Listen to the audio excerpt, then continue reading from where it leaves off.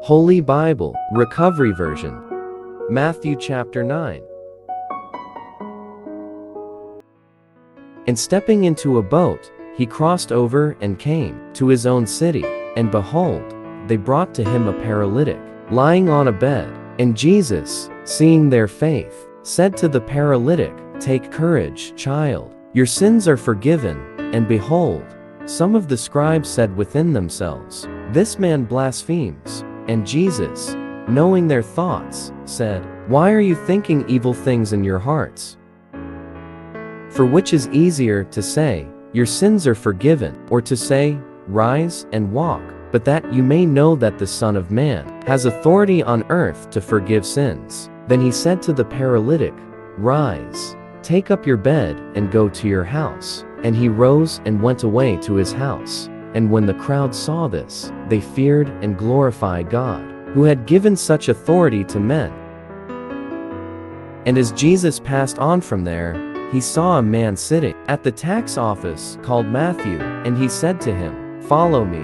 And he rose and followed him. And as he was reclining at table in the house, behold, many tax collectors and sinners came and reclined together with Jesus and his disciples. And when the Pharisees saw it, they said to his disciples, "Why does your teacher eat with the tax collectors and sinners?"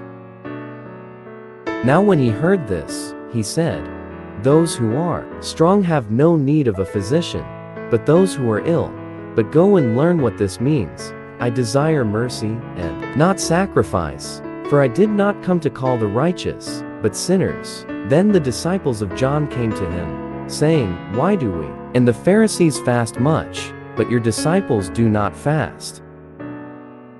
And Jesus said to them, "The sons of the bridecamber cannot mourn as long as the bridegroom is with them, can they? But days will come when the bridegroom will be taken away from them, and then they will fast. No one puts a patch of unfulled cloth on an old garment, for that which fills it up pulls away from the garment, and a worse tear is made. Neither do they put new wine into old wineskins. Otherwise, the wineskins burst, and the wine pours out, and the wineskins are ruined. But they put new wine into fresh wineskins, and both are preserved." As he was speaking these things to them, behold, a ruler came and worshipped him, saying, "My daughter has just died, but come and lay your hand on her, and she will live." And Jesus rose and followed him, and so did his disciples. And behold, a woman who had been suffering from a hemorrhage for 12 years approached from behind and touched the fringe of his garment. For she said within herself, "If only I touch his garment, I will be healed." And Jesus, turning and seeing her, said, "Take courage, daughter, your faith has healed you." And the woman was healed from that hour. And when Jesus came to the ruler's house and saw the flute players and the crowd making a commotion, he said, "Depart, for the girl has not died but is sleeping." And they laughed scornfully at him. But when the crowd had been put out, he entered and took hold of her hand, and the girl rose up. And this report went out into all that land.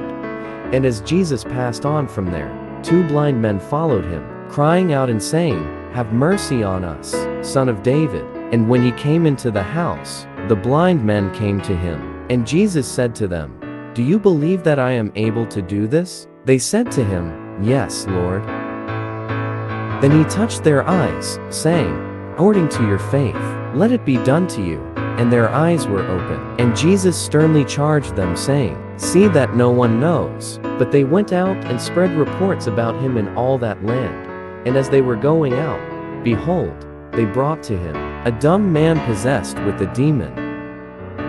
And when the demon was cast out, the dumb man spoke.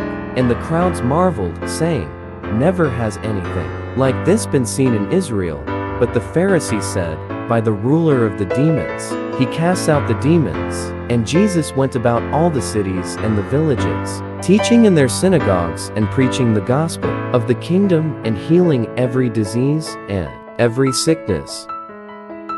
And seeing the crowds, he was moved with compassion for them, because they were harassed and cast away like sheep, not having a shepherd. Then he said to his disciples, "The harvest is great, but the workers few. Therefore beseech the Lord of the harvest that he would thrust out workers into his harvest."